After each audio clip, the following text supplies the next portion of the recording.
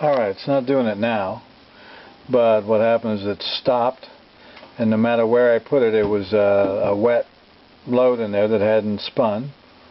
And I put it back on drain and spin and tried to rewash. Nothing happened except for this would blink a couple times.